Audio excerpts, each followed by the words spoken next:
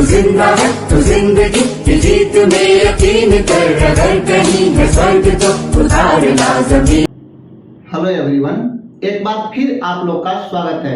आज से हम क्लास 12 के बायोलॉजी का नया सेशन प्रारंभ करने वाले हैं। जैसा कि हम 26 जनवरी को बतलाए थे, ठीक उसी प्रकार से पढ़ेंगे। यदि आपके पास लुसेंट, भारतीय भवन, स्टूडेंट फ्रेंड या एनसीईआरटी किसी भी प्रकाशन के बुक है तो चलेगा। यदि नहीं है तो आप किसी से मांग लीजिए। बुक पुराना सही आपके पास होना चाहिए ताकि आप घर से पढ़ सकें। देखिए, किसी भी प्रकाशन के बुक से पढ़ेंगे, पहला चैप्टर मिलेगा रिप्रोडक्शन, प्रजनन क्या है। हिंदी में इसे जनन भी कहते हैं, प्रजनन भी कहते हैं। री का अर्थ होता है पुनः और प्रोडक्शन का अर्थ होता है उत्पादन। उत्पादन, पुनः उत्पादन यानी कि अपने जैसे नए जीवों का निर्माण करना। अपने जैसे नए जीवों का निर्माण करना ही प्रजनन कहलाता है। जब आप नए जीव का निर्माण करेंगे तो स्वतः आपकी जाति बढ़ती जाएगी, यानी कि जाति के संख्या को बढ़ाना भी प्रजनन कहलाता है। क्लियर? देखिए, प्रजनन के टाइप, प्रजनन के मुख्यतः 3 टाइप होते हैं। वेजिटेटिव रिप्रोडक्शन, कायिक जनन, एसेक्सुअल रिप्रोडक्शन, अलैंगिक जनन, सेक्सुअल रिप्रोडक्शन, लैंगिक जनन। कायिक जनन माने, काया माने शरीर, शरीर से जनन, किससे? शरीर से जनन। और इस प्रकार के जनन पौधे में होता है। मुख्यतः किसमें होंगे? पौधे में होता है। जबकि हम सेक्सुअल रिप्रोडक्शन की बात करें तो सबसे पहले आप बताइए, सेक्स किसे कहते हैं? What do you mean by sex?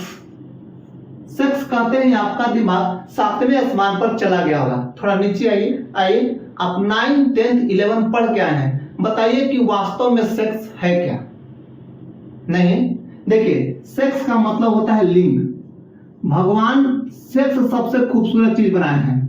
सबसे पहले सेक्स बना, फिर सेक्सुअल रिप्रोडक्शन हुए और उसके बाद सभी प्रकार के जीवों के निर्माण हुए हैं। लिंग जो होता है मुख्यतः 2 प्रकार के होते हैं। सेक्स कितने प्रकार के? 2 प्रकार के, मेल सेक्स और फीमेल सेक्स।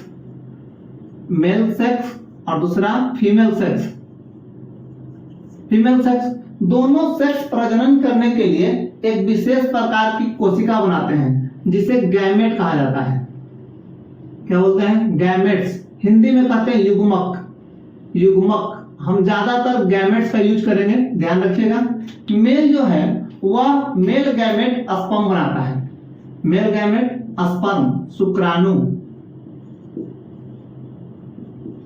शुक्राणु बनाता है। जबकि फीमेल जो है वह फीमेल गैमेट ओवम बनाती है। ओवम, अंडाणु, अंडाणु बनाती है। ये दोनों आपस में मिलते हैं प्रजनन करने के लिए और मिल करके निषेचन करते हैं। देखिए, ये है अंडाणु और इसके अंदर घुस जाएगा शुक्राणु। इसके अंदर क्या घुस जाएंगे? शुक्राणु। दोनों मिलकर यहां करेगा निषेचन, फर्टिलाइजेशन, निषेचन, निषेचन। देखिए, जहां पर दोनों प्रकार के गैमेट भाग लेते हो और निषेचन होता हो उसको बोलते हैं लैंगिक जनन। दोनों गैमेट भाग लेता हो, सेक्स नहीं करें। क्यों? क्योंकि सेक्स का होना उतना जरूरी नहीं है जितना कि गैमेट। मान लीजिए कोई लड़का है और वह नपुंसक है, क्या फायदा? कोई लड़की है और वह बांझ है, क्या फायदा? गैमेट होना चाहिए। दोनों गैमेट भाग लेते हैं और निषेचन होता है। और क्या होते हैं? निषेचन। तो ऐसे जनन को हम लोग सेक्सुअल रिप्रोडक्शन कहते हैं। जहां पर गैमेट भाग न लेते हो, जहां पर गैमेट भाग नहीं लेते हो और ना ही निषेचन होता हो, उसको बोलते हैं एसेक्सुअल रिप्रोडक्शन, अलैंगिक जनन। ना गैमेट भाग लेगा और ना ही निषेचन होंगे। कोई सिंगल सेल अकेले ही जनन कर लेगा, कोई सिंगल सेल अकेले ही जनन करने में सक्षम होगा। तो जब कोई जीव अकेले जनन करेगा तो उससे बनने वाला जीव फोटोकॉपी होगा। क्या होगा? फोटोकॉपी। और वैसे फोटोकॉपी को क्लोन कहते हैं।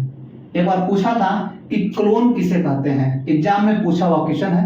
देखिए क्लोन का मतलब है कि शारीरिक एवं आनुवांशिक रूप से एक समान जीव, शारीरिक एवं आनुवांशिक रूप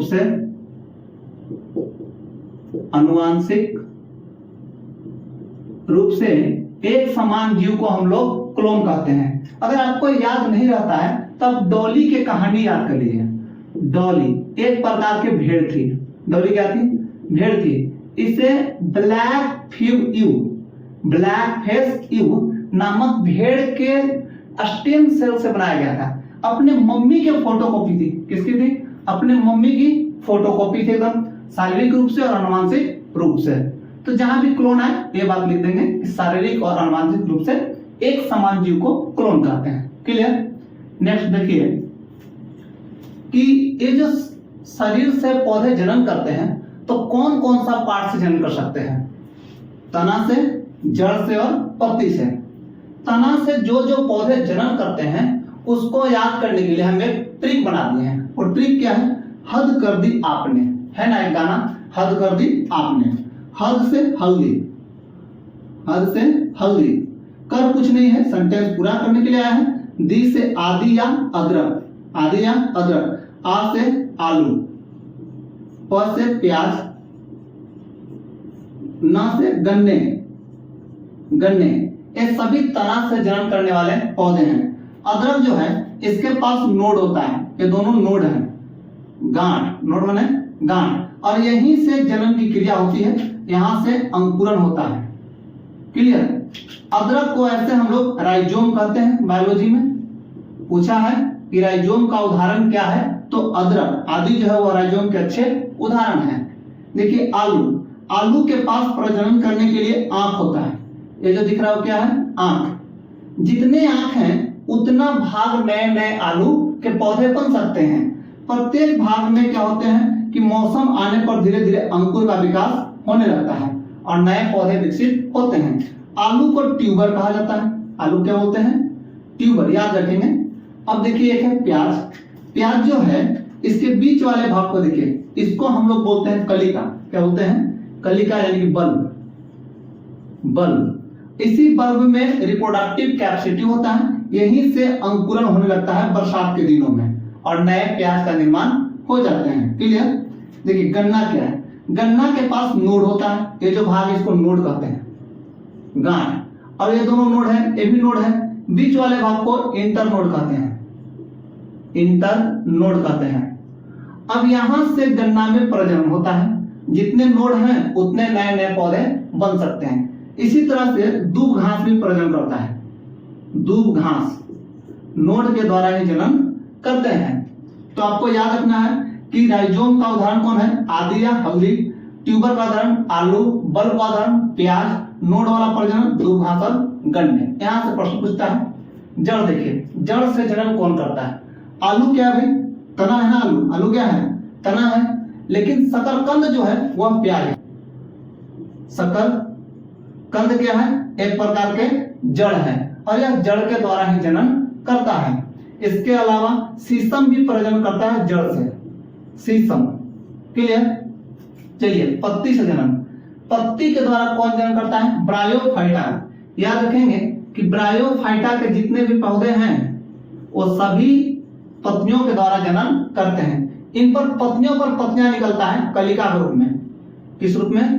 कलिका के रूप में पत्तियां निकलते हैं और इनसे जन्म होता है। इस तरह के पौधा को पादप का उभयचर कहते हैं। क्या कहते हैं? पादप का उभयचर। यह प्रश्न पूछा है एग्जाम में कि पादप का उभयचर किसे कहते हैं? Amphibians of plant. याद रखिएगा ब्रायोफाइटा को, जितने भी ब्रायोफाइटा हैं सभी को पादप का उभयचर कहते हैं। यह मेढक की तरह वर्क करता है, पानी और स्थल दोनों पर रहने में सक्षम होता है। क्लियर? देखिए अब क्या करिए, आप चैनल सब्सक्राइब कर लीजिए। अपने उन दोस्तों को भी कहिए कि चैनल सब्सक्राइब कर लो जो कह रहे हैं कि बायो ले लिए हैं जी, क्या करें या कैसे पढ़ें। उनको बोलिए कि चैनल सब्सक्राइब कर लीजिए और लगातार क्लास में बने रहिए। धीरे धीरे सारी बातें ऐसे ही याद हो जाएगा, सिर्फ क्लास में बनने से याद हो जाएगा। समझे? और पैरामेडिकल का कोई फायदा होगा, मेन पॉइंट बता के चल रहे हैं। ये बातें भी पूछा एग्जाम में और ये बातें भी पूछिए। क्लियर? अलग से कोई प्रिपरेशन नहीं करेंगे एग्जाम के दौरान। आइए नेक्स्ट देखते हैं कलम लगाना क्या है। कलम लगाने का मतलब है कि कोई पौधा को काट के और नोड पार्ट को अंदर तिरछा गाड़ देना है। किसको किसको गाड़ सकते हैं? तो गुलाब को, गुलाब का कलम लगाते हैं। गुलाब के अलावा नींबू का लगाते हैं। देहात में देखिएगा लोग मुनगा का लगाते हैं, बहुत ज्यादा मुनगा का भी लगाते हैं। इसी तरह से गुलदावदी, सदाबहार इत्यादि के कलम लगाए जाते हैं। कलम लगाने के लिए एक विशेष प्रकार के पादप हार्मोन का प्रयोग होता है, उसको बोलते हैं पादप वृद्धि हार्मोन, ऑक्जिन। क्या नाम उसका? ऑक्जिन, पादप ग्रोथ हार्मोन। इसको इंडोल एसेटिक एसिड भी कहते हैं, IAA। यह प्रश्न भी पूछा है पैरामेडिकल में कि बताइए कि किस हार्मोन का प्रयोग कलम लगाने में किया जाता है?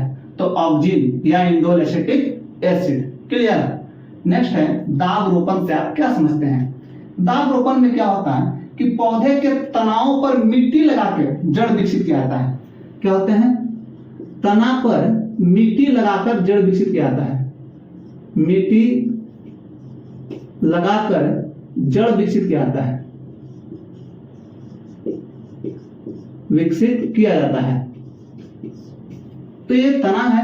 अब यहां पर क्या होगा कि थोड़ा सा मिट्टी लगा दिया जाएगा और मिट्टी लगाने के बाद यहां से जड़ें धीरे धीरे विकसित होने लगेंगे। काट करके नए पौधे का निर्माण कर दिया जाएगा।